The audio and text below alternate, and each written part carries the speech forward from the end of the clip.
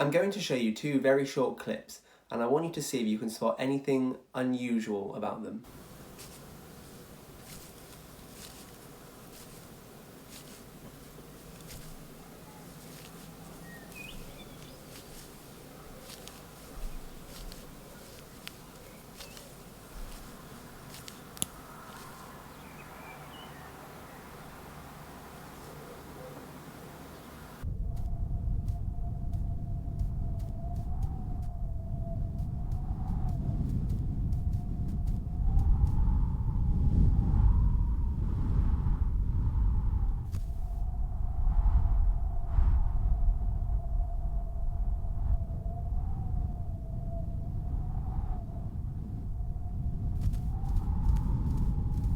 Now, what if I told you that all of the sounds that you just heard weren't actually from the original video clips? In this video, I want to talk about a practice in audio that some of you may know about already, and some of you may not, and that is called Foley.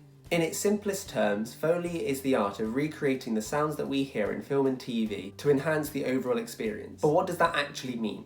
Okay, say you're shooting a scene outside and it's in a dark alleyway at night. All you want the audience to hear is the echo of the character's footsteps disappearing off into night and having this really moody, dark atmosphere. The main problem you have is that you could be filming in the middle of London, so you'll have sirens, passing cars, pedestrians, planes flying overhead. So what do? Well, you'll simply go and shoot the scene as usual and get all the footage that you need, and then you'll pass this footage across to the Foley artists in order to recreate the soundscape that you actually want. Now, footsteps are probably one of the most common and easy examples to use. All you need is a pair of shoes, a variety of surfaces to try, and a microphone. Once you've played around with a few different combinations and found the sound that best represents what you see on the video, all you then need to do is play back the footage and step by step recreate the character's footsteps. So now that you have a basic concept of what Foley is, if we return to the videos that I showed you in the beginning, it may be interesting to know that just through the combination of everyday household items, the outdoors, and my own body, I was able to create all the sounds that you heard in the beginning. For example, in clip number 1, I created the sound of the outdoors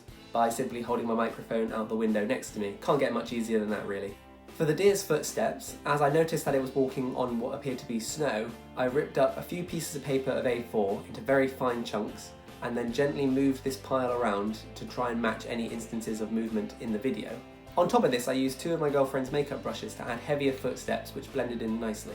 The snap sound that you may have heard was me trying to emulate a twig snapping, hence why the deer reacted to the camera. This was simply taking a carrot and breaking it and then eating it. Clip 2 only required 2 sound effects, the wind and the deer walking. For the wind, I just used me. By blowing into the microphone at different levels of intensity, I then took all these multiple recordings and layered them and smushed them together, and I think this has now created quite a convincing wind effect. This time round, to create a different texture for grass, I simply just tapped my fingers on the head of the makeup brushes and I found this created the right kind of texture sound for this clip. These are both very simple examples of Foley, but I hope they've managed to highlight how powerful sound can be when creating the full picture, and that what we hear in film and TV isn't actually always what we think. Thanks again for watching. If you enjoyed this video, then please click the like button below, and please check out our website at soundm.com. Cheers.